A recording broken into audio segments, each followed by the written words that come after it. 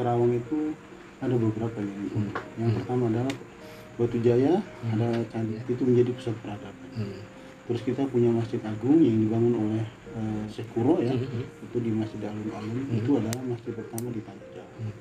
Terus kita juga Karawang ini adalah daerah yang mengibarkan bendera tanggal 16 Agustus. Karena data otentik ya dari Nasdem. 5, 4, 3, 2, 1, close the door gitu.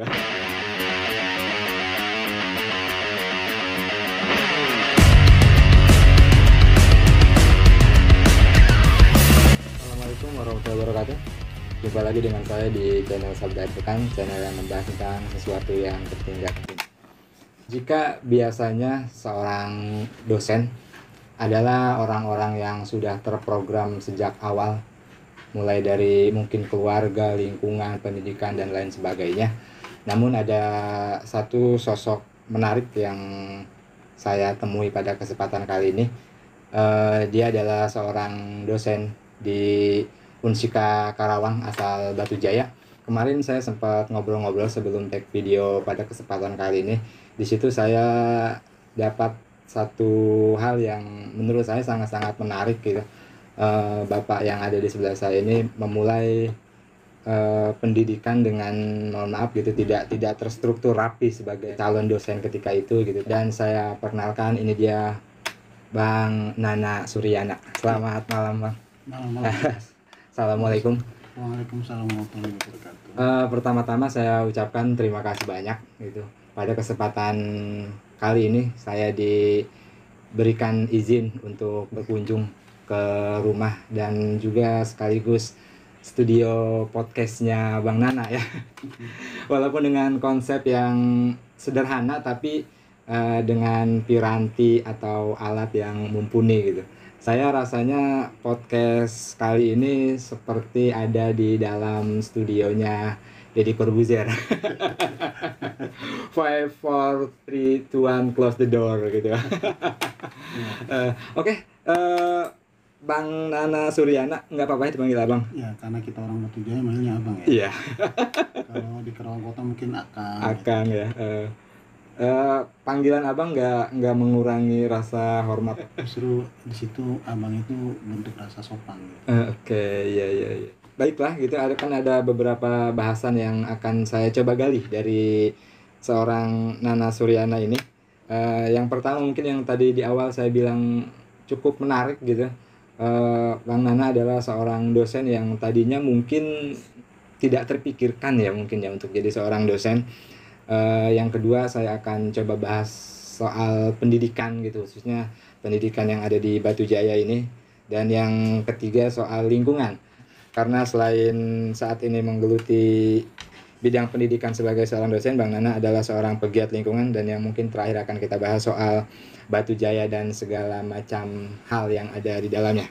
Oke, yang pertama Bang Nana ya, soal perjalanan hidup Bang Nana gitu, sehingga sampai akhirnya saat ini menjadi seorang dosen di Unsika Karawang. Kemarin saya dapat cerita yang sangat-sangat menarik gitu dari Bang Nana. Apa benar gitu dari awalnya emang ya nggak ada niatan untuk menjadi seorang dosen? Ya, memang kadang hidup ini kalau kita konsep gitu kan ya. Oke. Nah, berproses. Iya. Tapi pada akhirnya konsep itu nggak jadi apa-apa. Oke. Ada orang yang memang tidak mengkonsep hidupnya, tapi pada akhirnya dia mampu mewujudkan sesuatu yang luar biasa atau lebih baik. Iya. Pada saat saya masih SD memang kalau ditanya kan teman-teman juga ditanya mau jadi apa, tentara, mau jadi apa, presiden. Nana ditanya, Nana mau jadi apa? Saya mau jadi guru. Oke. Karena memang pada waktu itu sosok guru buat saya adalah sosok yang luar biasa, orang yang hebat. Almarhum Pak Safei adalah orang yang selalu menjadi inspirasi buat saya. Karena apa? Beliau itu apa aja serba bisa gitu, gitu pemirsa. Jadi waktu tahun 84 kita nih di Kampung Sumur ya, di Kampung Sumur itu kan sekolah di SD Segaran 1, SD Segaran Induk. Tapi pada saat kita kenaikan kelas oleh wali kelas waktu itu Bu Tuti kalau nggak salah, cuma anak-anak Kampung Sumur. Nah kita ngacu sekitar 13 atau 14 orang itu kan. Akhirnya kalian mulai tahun besok itu tidak lagi sekolah di sini, tapi kalian menempati SD yang baru. Nah, kami ber-14 itu beriringan berjalan, ya jalanan waktu itu emang tanah masih blok ya. Iya, nggak seperti sekarang ya, udah bagus. Udah bagus. Nah, kita sampai di SD kita, SD tercinta kita dulu itu SD Sumbersari ya. Itu luar biasa Bang Rijal. Iya. Ada bangunan di tengah-tengah sawah. Iya. Yang kalau mau masuk ini gimana masuknya, karena nggak ada jalan mau ke arah sana gitu. Iya, mau ke lobinya atau masuk ke dalam. Kenapa? Masih dikelilingi air gitu. Nah, tapi konsep yang dibangun oleh Pak Sarpei almarhum itu luar biasa. Iya. Kami bahu-membahu bareng-bareng gimana tuh bikin jalan biar masuk ke lobi sekolah tersebut. Pada saat kita masuk ke ruangan itu ya, itu bangkunya nggak ada. Bangkunya nggak ada, yang ada cuma balok-balok. Waduh. Tapi pada waktu itu luar biasa emang. Iya. Kita nggak cengeng, kita semangat. Saya beberapa kawan-kawan laki-laki itu menggotong balok ya, yang panjangnya sekitar 4 meteran. Kita kalau bahasa Batu Jaya itu ngedapang ya, kalau kita tengkurap, kita ngedapang. Yang anak cewek di belakang, ya anak laki-laki di depan. Kita masih menggunakan blackboard. Jadi papan kita pakai kapur tulis putih. Gitu.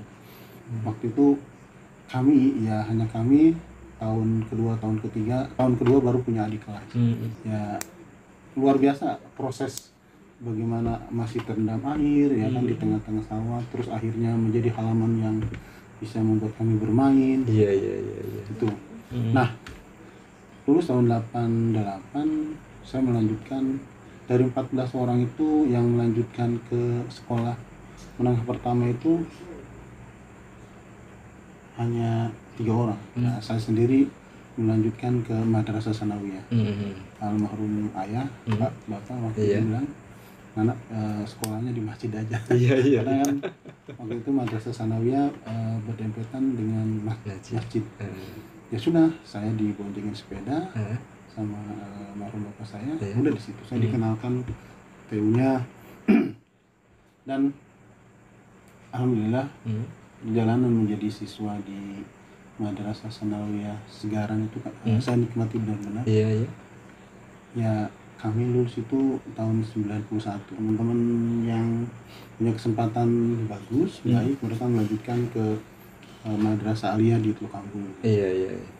Ada beberapa mereka, tapi saya menjadi orang yang nggak beruntung, tidak melanjutkan waktu itu. Iya. Karena ya keluarga yang tergolong, ya bapak saya almarhum termasuk petani penggarap.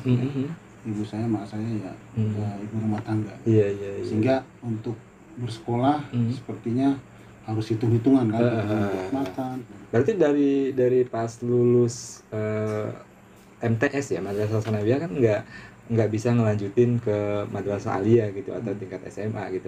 Itu yang cerita itu yang saya dengar kemarin dan sangat menginspirasi gitu kan, dari siswa MTS yang tidak bisa melanjutkan ke tingkatan sekolah tingkat atas gitu, terus sekarang ya bisa dikatakan menjelma menjadi mahaguru gitu, mahaguru dari mahasiswa di Unsika Karawang. Bisa diceritakan tuh perjalanan itu gitu sehingga sampai dosen. Betul Bang Rijal. Yang saya bilang tadi, konsep yang ya manusia memang ya tugasnya merencanakan. Iya. Seperti saya pun selalu punya mimpi. Mimpi bagaimana menjadi sesuatu yang lebih baik. Saya bermimpi satu saat saya harus bisa membanggakan orang tua saya kan. Saya 2003 itu mendaftar setara ya. Iya. Setara SLTA ya. 2004, 2005 ya saya jalani menjadi warga belajar. 2005 saya ya ikut ujian itu. 2005 saya dapat ijazah paket C gitu. Ini bangga luar biasa. Kenapa? Aduh, cuman 1 tahun 2006 ini ngapain kan dapat ijazah paket C. Nah, teman saya bilang, Kang, kita kuliah yuk. Kuliah di mana? di Bekasi. Jurusan apa? Olahraga. Hayu aja. Dan dari situ saya coba jadi mahasiswa kelas sore gitu kan, yang ketika pekerjaan selesai baru kuliah. Waktu itu kenapa pilih olahraga gitu? Entah kenapa juga saya tidak berpikir yang lainnya. Karena memang dunia bermain itu siapa juga seneng ya. Iya. Ketika ngomong olahraga, saya iya aja ya. Saya mau. Alhamdulillah saya juga bersyukur.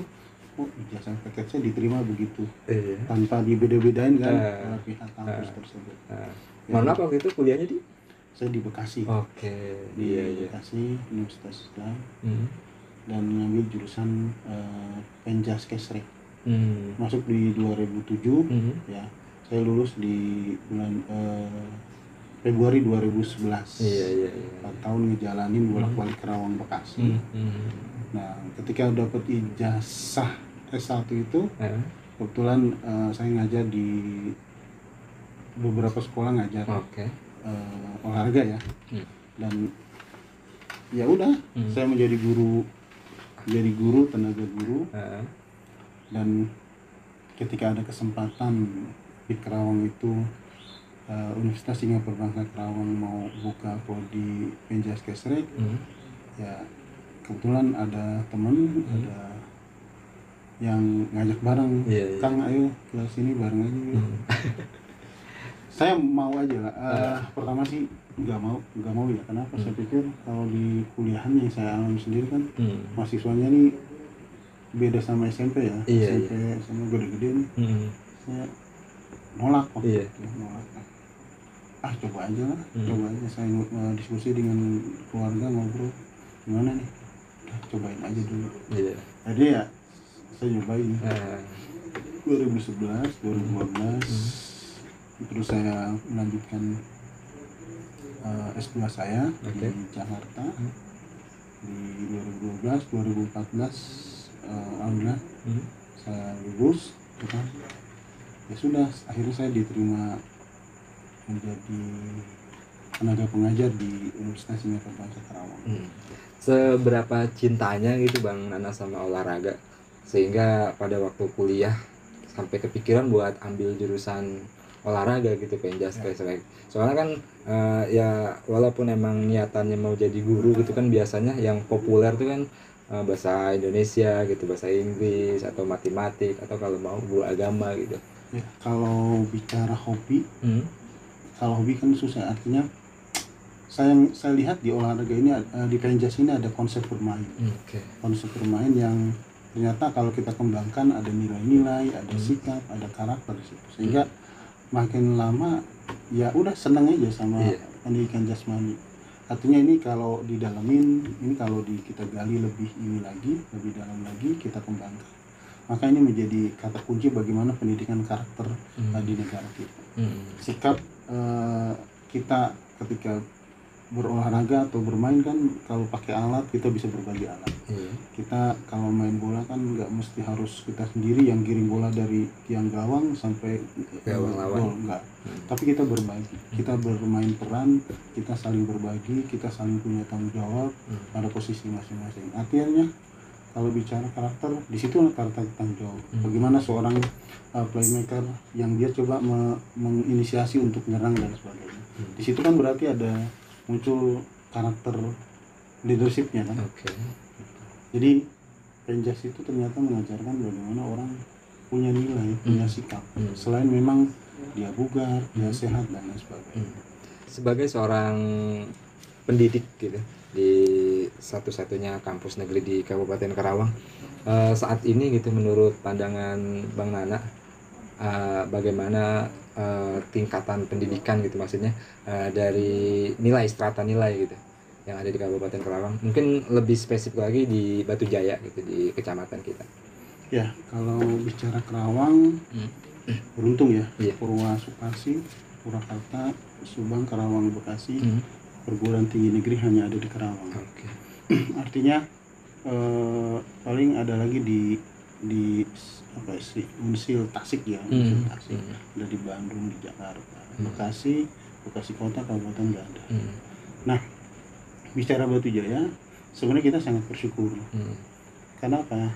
Karena Batu Jaya ini apa ya, kalau dari PAUD aja hampir puluhan. Ya, PAUD puluhan, SD puluhan, madrasah intinya puluhan, SMP, SLTP, madrasah sanawiyah cukup di tiap desa ada. SLTA ada. Artinya apa? Ketika bicara Batu Jaya, guru saya pernah bilang bahwa bisa jadi Batu Jaya ini menjadi pusat kota pendidikan di wilayah utara. Kenapa? Semua pendidikan jenjang sampai SLTA itu terlayani gitu untuk masyarakat Batu Jaya. Jadi kalau bicara Batu Jaya, misalkan nggak ada yang sekolah SLTA, kayaknya itu perlu dipertanyakan lagi gitu. Kenapa?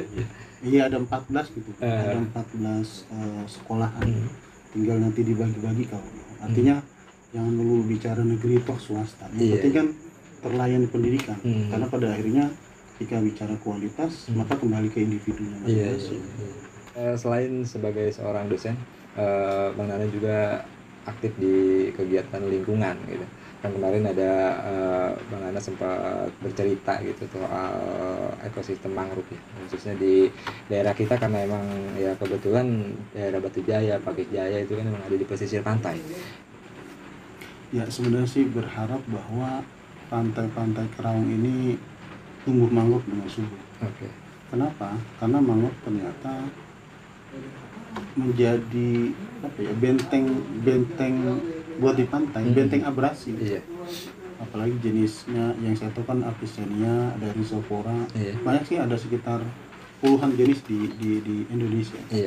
Tapi yang biasa akrab itu Rhizopora, Avicennia gitu kan. Kalau kita api-api, api bilanang, api biwadon. Nah, yang kalau jenis Rhizopora atau bakau ini kan dia unik, punya akar. Akarnya itu membenam ke tanah, terus bisa mencengkram pasir-pasir sehingga di situ ya jadi benteng. Yang kedua, ternyata mangrove ini menghasilkan oksigen itu lebih banyak ketimbang pohon-pohon di daratan biasa.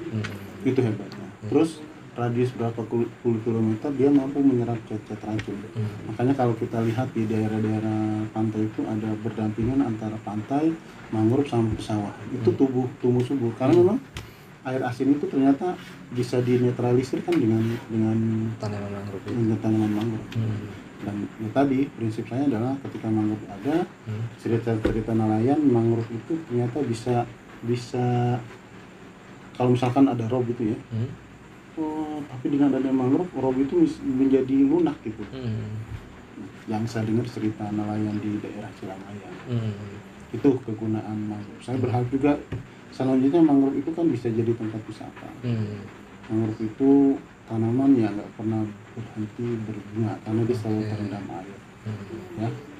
Faktor apa yang jadi ketertarikan abang gitu buat aktif di dunia itu? Ya. Sebenarnya karena melihat idealnya aja sih, saya lebih melihat idealnya nih kalau tanaman mangrove, ya kan mangrove itu kalau udah tumbuh subur, yang pertama adalah dia bikin betah ikan sembela, ikan kakap, kepiting. Makanya kan ada kepiting bakar, terus ikan rebon. Artinya apa? Sumber penghidupan masyarakat sekitar, masyarakat pantai itu bisa tercukupi kalau misalkan mangrove-nya ada. Belum konsep-konsep ekonomi yang lainnya dengan banyaknya bunga-bunga yang nggak pernah berhenti, kan bisa jadi. Ya. Malah sekarang kan banyak orang kayak dodol mangrove, arang mangrove. Itu bisa dibuat dodol juga? Ya kalau kita main ke daerah Muara Gembong dia sudah produksi. Tapi saya pernah nyoba sih, lumayan asam manis. Nikmat juga sih. Malah teman-teman di tempat mana itu ada kopi mangrove, ada gula mangrove. Mangrove kan karena tadi banyak jenisnya dan bukan cuma di Rhizopora sama Avicennia. Malah ada keripik mangrove juga, ada teh mangrove. Jadi banyak produksi ekonomi masyarakat pesisir dari mangrove itu sendiri. Dan yang lebih jelasnya kan ini bilang kalau wisata mangrove itu, wisata mangrove kan orang bisa menghirup oksigen yang lebih baik gitu, yang lebih sejuk. Selain mangrove, kegiatan lingkungan apa yang jadi concern Bang Nana saat ini? Ya paling saya ya ini mangrove dengan transplantasi terumbu karang itu kan bagian daripada mitigasi bencana. Karena laut ombak besar itu kalau misalkan kita terumbu karangnya tinggi itu ombak kecil. Kalaupun dia besar dia nyampe menghantam pantai, tapi kan ada mangrove dia jadi pelan. Jadi ya pengennya ke depan itu kan apa ya, peran plantasi terumbu karang itu. Pengen belajar saya. Sementara di lingkungan cuma mangrove aja. Sekarang apa ya, bergeser saya ke arah timur di daerah Tangkolak, Desa Sukakerta, Cilamaya. Saya kesana. Selanjutnya mungkin ini jadi bahasan kita yang terakhir gitu kan, karena emang kita sama-sama tinggal di sebuah kecamatan bernama Batujaya gitu, daerah yang sudah mendekati pantai gitu. Daerah yang banyak orang bilang terpinggirkan, tapi saya sih mau protes kalau misalnya dibilang Batujaya terpinggirkan gitu. Mungkin karena jarak aja ya, kita jauh dari pusat kota Karawang. Batujaya di mata Bang Nana seperti apa? Ya, siapapun orangnya ya, dia dari kampung manapun pasti dia akan bangga dan dia selalu akan ya mengagung-agungkan tanah kelahirannya. Itu mah sudah pasti. Karena kan ya disitulah orang itu mengekspresikan jati diri. Bicara Batujaya, sebuah etimologi yang harusnya kita cari nih. Kenapa kita disebut Batujaya? Ada Pakis Jaya, berarti ada pohon pakis mungkin kan. Nah ini Batujaya, ada apa ini? Ada beberapa cerita mitos Batujaya di ini. Tapi kalau saya melihatnya Batujaya ini erat kaitannya dengan percandian Batujaya. Percandian Batujaya kita yang menurut arkeolog dari Universitas Indonesia bahwa ini dibangun abad 3 sampai abad 5. Abad selanjutnya, pokoknya dari abad 3. Dan di sini pernah terjadi kehidupan prasejarah. Terus ya artinya dari prasejarah berarti kan klasik. Ya, tempat yang kedua setelah di Kalimantan ya mungkin di Batujaya. Sehingga ketika Batujaya kita lihat ada percandian Batujaya, percandi itu bagian dari sebuah budaya, sebuah peradaban. Berarti Batujaya ini dulunya adalah tempat peradaban itu, Bang. Ya artinya tidak serta-merta kok ada candi nih. Ya kan? Luas lagi kan. Sehingga dulu di sini memang ada kerajaan, entah di mana kan. Nah, itu menjadi cikal bakal generasi kita hari ini melihat bahwa jangan kita bagian orang yang dari Batujaya itu sendiri. Tapi kalau memang putusnya komunikasi dari ilmu pengetahuan dan lain sebagainya, maka kita cuma menikmati hari ini, oh itu candi, itu selesai. Tapi kalau saya melihatnya sebagai orang Batujaya, kita menjadi bagian dari peradaban itu harusnya. Dengan apa? Ya dengan apa yang kita bisa, dengan apa yang kita mampu, ya pendidikan terutama sebagai kata kunci. Saya selalu bilang bahwa di Karawang itu ada beberapa yang unik. Yang pertama adalah Batujaya, ada candinya, ada percandian Batujaya, itu menjadi pusat peradaban. Terus kita punya Masjid Agung yang dibangun oleh Syekh Kuro ya, itu di Masjid Alun-Alun, itu adalah masjid pertama di Tanah Jawa. Terus kita juga, Karawang ini adalah daerah yang mengibarkan bendera tanggal 16 Agustus. Setelah data otentik ya, dari Nasdem. Artinya apa? Karawang itu punya keunikan tersendiri. Makanya ya bisa jadi Karawang dikatakan sebagai pangkal perjuangan. Nah, balik lagi ke Batujaya, seperti kita ketahui bersama gitu kan, Batujaya kan dari segi bahasa ya gitu, mungkin agak sedikit terpinggirkan dari umumnya bahasa di Kabupaten Karawang. Bagaimana Abang melihatnya gitu? Di Karawang kota kebanyakan berbahasa Sunda, sementara bahasa kita beda dengan bahasa-bahasa yang ada di sana. Ya, kalau saya meralat tadi tidak terpinggirkan. Karena saya yakin bahasa yang kita miliki adalah bahasa baku nenek moyang kita. Artinya Karawang itu beberapa kali saya berdiskusi dengan teman-teman. Ya, kita tidak menafikan bahwa Karawang itu Sunda. Betul, Karawang Sunda. Tapi ketika terjadi Batujaya praktis kita ngomong Melayu, kita paksakan Sunda, saya harus banyak berapa tahun dong untuk iya. coba membiasakan. Nah, inilah yang terjadi hasil daripada budaya, budi dan daya manusianya kan. Iya. Saya yakin Kerawang menjadi sebuah perlintasan Sultan Agung ketika menyerbu Batavia.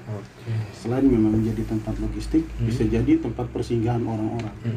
Nah, balik lagi di bahasa.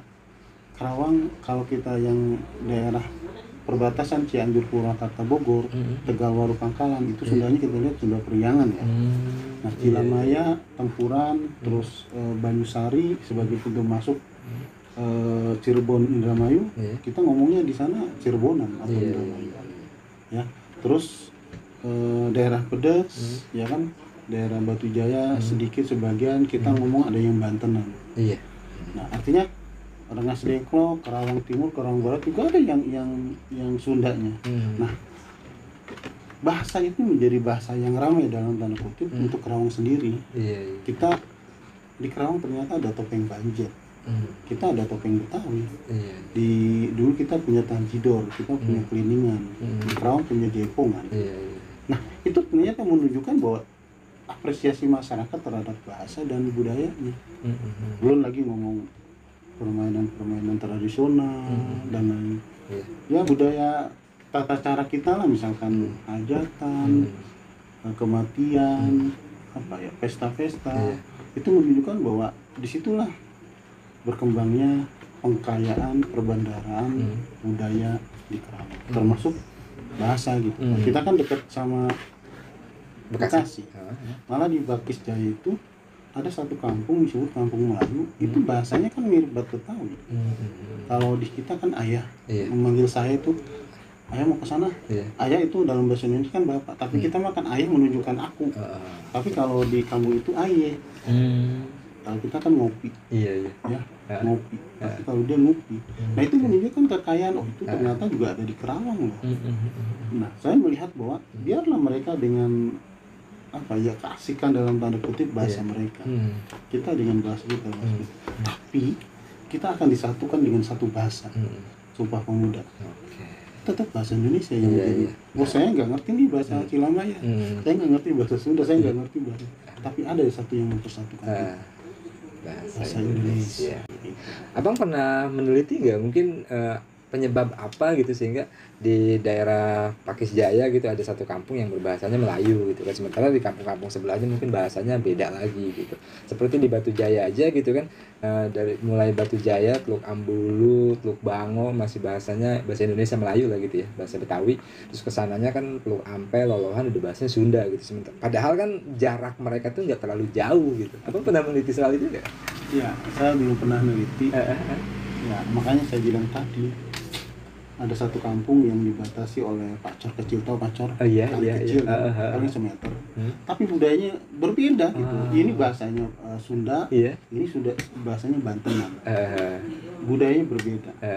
Justru hebatnya mereka adalah mempertahankan tanpa mengganggu budaya orang lain. Dia pertahankan masing-masing kok. Karena itu menjadi kekayaan tersendiri, kepuasan tersendiri.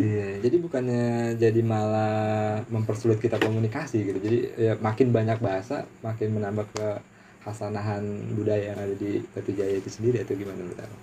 Kan kalau bicara bahasa mah jangan kan Batu Jaya, Indonesia aja ada suku-suku yang belum ada namanya gitu. Tapi ada yang mempersatukan kita. Itu bahasa Indonesia gitu. Iya. Ini artinya Sumpah Pemuda itu ternyata dirasain sekarang ya. Satu bahasa Indonesia. Ya udah, bahasa Indonesia lah yang mempersatukan kita. Kita ke Jawa Timur, dia di sana misalkan ngomong Jawa. Aduh punten, nggak bisa ngomong Jawa, udah ngomong bahasa Indonesia. Kalaupun terbata-bata, tapi yakin mereka paham, mereka ngerti apa yang kita maksudkan. Terima kasih banyak atas waktunya. Bang Nana, sukses selalu gitu untuk wacana-wacana kedepannya. Terima kasih banyak buat yang udah nonton. Akhir kata, wassalamualaikum warahmatullahi wabarakatuh.